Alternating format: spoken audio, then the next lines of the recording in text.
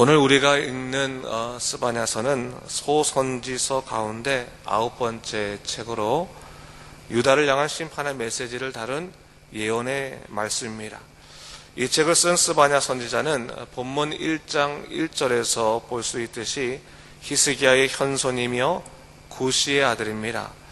여기서 히스기야는 유다왕 히스기야를 의미하는 것입니다. 그렇기 때문에 이 스바냐 선지자는 요시야 때 활동했거든요. 그래서 이 스바냐는 왕과는 숙질의 관계에 놓여 있다, 그렇게 볼 수가 있습니다. 이런 면에서 볼 때 그는 왕족의 혈통에서 나온 성경의 유일한 선지자입니다.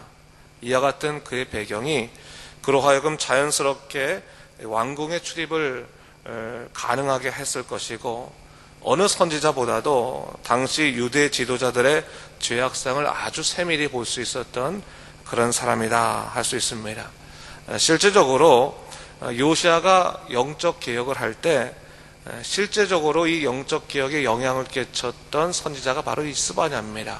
그런 의미에서 이 스바냐의 중요성은 우리가 아주 중요하게 볼 필요가 있겠습니다. 어제 우리가 이미 살펴봤던 것처럼 스바냐서의 주제는 여호와의 날입니다. 여호와의 날이라고 하는 개념은 사실 스바냐서에서만 등장하는 것은 아니고 선지서 전반에 두루 나오는 여호와의 심판의 날을 의미하는 것입니다. 이를 통해서 스바냐는 하나님을 대적하여 죄를 범한다면 심판이, 그렇지 않고 회개하고 주님께 돌아간다면 용서와 축복이 기다리고 있을 것이다 라고 하는 사실을 본서에서 주장하고 있습니다. 오늘 본문 14절에서 선지자 스바냐는 여호와의 큰 날이 가깝도다, 가깝고도 빠르도다 말하면서 임박한 심판의 때를 외치고 있습니다. 그리고 15절에 가서 이 날이 얼마나 무서운 날인지를 그의 단어로 설명하고 있는데, 분노의 날이요, 환난과 고통의 날이요, 황폐와 패망의 날이요, 캄캄하고 어두운 날이요, 구름과 흑암의 날이요, 나팔을 불어 경고하며 견고한 성읍들을 치며 높은 망대를 치는 날이도다, 이렇게 이야기하고 있습니다. 단어를 바꿔서 말하고 있을 뿐이지 궁극적으로 말하고자 하는 것은 심판의 때가 이르면 용서받지 못하는 고통이 임하게 될 것이다 라는 것을 이야기하는 것입니다. 그래서 한마디로 말하자면 네가 종말을 기억치 아니하면 너에게는 고통이 올 수밖에 없음을 네가 기억해야 된다, 그것을 얘기하고 있는 거죠. 스바냐의 이런 경고는 하지만 소망 없는 정해진 종말을 선포한다기보다는 아직까지 남아있는 구원의 기회를 놓치지 말라는 차원에서 영적인 각성에 관한 선포라고 말할 수 있겠습니다. 제가 어저께 말씀을 묵상하면서요, 한번 이런 생각을 해봤어요. 우리가 다 잠을 자고 있는데 불이 났습니다. 그래서 누군가 그 불을 보고 소리를 지르지 않습니까? 불이야, 불이야, 이렇게 소리칩니다. 여러분, 이 말의 의미가 뭐겠습니까? 불이 났으니까 살려면 일어나서 그 자리를 빨리 떠나야 된다라고 하는 그 말의 의미가 아니겠습니까? 오늘 여호와의 날에 대한 선포가 바로 그런 의미입니다. 지금 영적으로 깨어서 죄의 자리를 떠나지 아니한다면 너희는 죄와 더불어 죽을 수밖에 없다라고 하는 경고와 동시에, 만일 그 음성을 듣고 그 말씀을 받아들여 깨닫고 그 자리를 떠난다면 너는 구원을 받게 될 것이다 라고 하는 소망의 메시지라고 하는 것이죠. 이토록 성경의 메시지는요, 지극히 준엄하면서도 동시에 소망적입니다. 여러분, 우리가 선서를 읽을 때 죄에 대한 얘기가 많이 나오고 심판에 대한 얘기가 많이 나오면 좀 불편할 수가 있잖아요. 그런데 이 얘기는 뭡니까? 우리에게 지극히 소망의 메시지라는 것을 잊지 말아야 되는 거예요.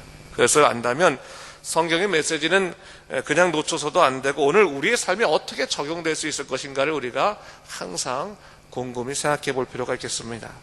스바냐의 말씀이 유다에 대한 심판의 메시지였다고 하는 것으로 끝나는 것이 아니라 이 말씀이 우리에게 어떠한 삶의 의미를 가질 수 있을 것인가를 깊이 생각해 봐야 한다는 사실입니다.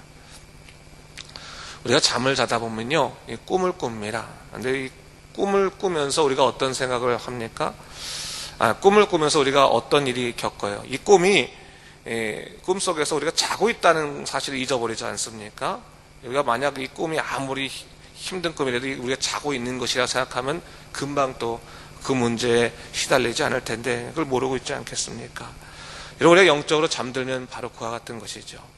우리가 영적으로 잠들고 있는 것이 아닌지를 항상 생각해서 이 말씀을 경종을 삼아서 우리가 기도해 볼 필요가 있겠습니다. 하나님, 혹시 우리 영혼이 어느 한 부분이라도 잠든 부분이 있다면 영적으로 깨어나게 하시고 말씀을 통해서 영적으로 각성할 수 있는 믿음의 역사를 허락해 주시옵소서. 우리가 기도해야 됩니다. 그런 의미에서 오늘 본문 18절 말씀을 제가 한번 읽도록 하겠습니다. 18절 말씀 보세요, 여러분. 그들의 은과 금이 여호와의 분노의 날에 능히 그들을 건지지 못할 것이며 이 온 땅이 여호와의 질투의 불에 삼켜지리니 이는 여호와가 이 땅 모든 주민을 멸절하되 놀랍게 멸절할 것임이라 이야기합니다. 하나님의 심판의 때가 이르렀을 때 그 심판을 피할 수 있게 하는 것이 너희가 그토록 인생을 살면서 소망했던 물질이겠느냐, 금과 은이겠느냐, 그렇지 않다는 거예요. 그 모든 것들, 너희가 그렇게 추구했던 그 모든 것들은 심판과 더불어서 멸절될 것이다 라고 하는 것이죠. 오늘 이를 통해서 성경이 우리에게 권고하고 있는 것이 뭡니까? 올바른 인생 가치관을 가져야 된다. 삶에 대한 지극히 영적인 바른 가치관을 세워놓지 아니하면 넌 이 세상의 흐름과 같이 멸절할 수밖에 없을 것임을 얘기하고 있는 것이죠. 그러면서 무엇을 추구할 것인가 분명히 기억하고 살아야 할 것을 오늘 가르치고 있는 것입니다. 자, 여러분, 우리가 인생을 살다 보면요, 수치스러울 때가 있습니다. 근데 어떤 때 수치스럽습니까?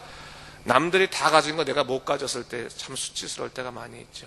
제가 이민 목회하면서 신방도 많이 하고 또 삶과 대화하다 보면 참 내가 인생을 살면서 창피합니다 라고 말하는 사람들 대부분 이야기들의 내용이 뭐냐면 남들이 다 열심히 노력해서 가졌던 물질이나 성공들을 내가 누리지 못해서 참 부끄럽습니다 라고 말하는 사람들이 적지 않습니다. 근데 그것이 이제 인생의 수치의 이유가 되는 것이죠. 근데 오늘 본문에서는요, 다른 수치에 관해서 이야기하고 있어요. 보면 2장 1절에 보면 이런 말씀을 합니다. 수치를 모르는 백성아 모일지어다 모일지어다 라고 말하는 거예요. 여기서 스바냐 선지자는 이스라엘 백성을 향해서 수치를 모르는 백성이다 라고 말합니다. 여기서 이 수치를 모른다고 하는 것이 뭐겠습니까? 단순히 인생의 이 성공 같은 것들, 그런 것들을 누리지 못한 것들에 대한 수치를 모르는 백성이라고 하는 의미입니까? 그런 것이 아니죠. 오늘 스바냐 선지자는 인생의 진짜 수치는 뭐냐?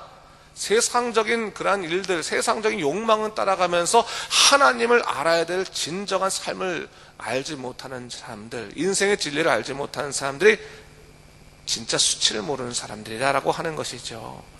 그런 의미로 말한다면 여러분, 비록 세상적인 것도 우리가 누리지 못했지만, 많은 것을 얻지 못했지만, 가지지 못했지만 하나님을 알고 하나님의 뜻대로 사는 사람들은 수치를 면하는 사람이라는 것을 잊지 말아야 됩니다. 예수 믿는 사람들이 돈 조금 못 가졌다고 또 세상적으로 성공하지 못했다고 수치스럽게 생각하면 안 됩니다.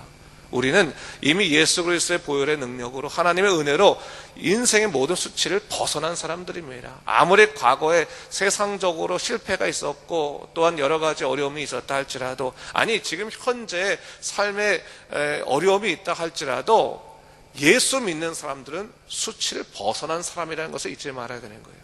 예수님 아는 사람들이 여전히 세상적으로 자기의 가진 것들을 수치스럽게 생각하고 부끄럽게 생각한다면 하나님께서 주신 그 놀라우신 은혜의 보화들을 우리가 분명히 깨닫지 못하는 겁니다. 귀한 것을 가졌으면 귀하지 않은 것을 놓쳤을 때도 아쉽지 않은 것입니다. 가장 소중한 거 하나 가졌으면 되는 거거든요. 영원한 생명 하나 가졌는데 뭐 세상 것 조금 누리지 못한다고 해서 그게 우리에게 큰 문제 있겠습니까? 세상적인 건강이 좀 없다고, 물질이 좀 없다고 우리가 수치스러운 인생 아닌 것입니다. 오늘 그것을 기억하는 거죠. 오늘 성경은 바로 그런 의미에서 수치를 모르는 백성아 모일지어다 모일지어다 하면서 너희가 이 수치를 깨닫고 하나님 앞에 모여서 무엇을 할 것인가를 이야기하고 있는데, 본문 2장 3절의 말씀을 우리가 다 같이 한번 읽어보도록 하겠습니다. 2장 3절 읽겠습니다. 여호와의 규례를 지키는 세상의 모든 겸손한 자들아, 너희는 여호와를 찾으며 공의와 겸손을 구하라. 너희가 혹시 여호와의 분노의 날에 숨김을 얻으리라. 여호수아냐 2장 3절의 말씀은 아주 중요 암송 구절입니다. 여러분들이 암송하시면 좋을 것 같아요. 계속 읽으시면서 암송하시고 외우시면 암송하시면 좋은 구절인데, 여호와의 규례를 지키는 세상의 모든 겸손한 자들아. 어떤 말입니까? 말씀을 따라 살려는 믿음의 사람들에게 다시 한번 경각심을 주는 말씀이죠. 말씀을 따라 살아가는 믿음의 사람들이냐? 너희가 여호와를 찾으며 공의와 겸손을 구하라 라고 얘기하고 있습니다.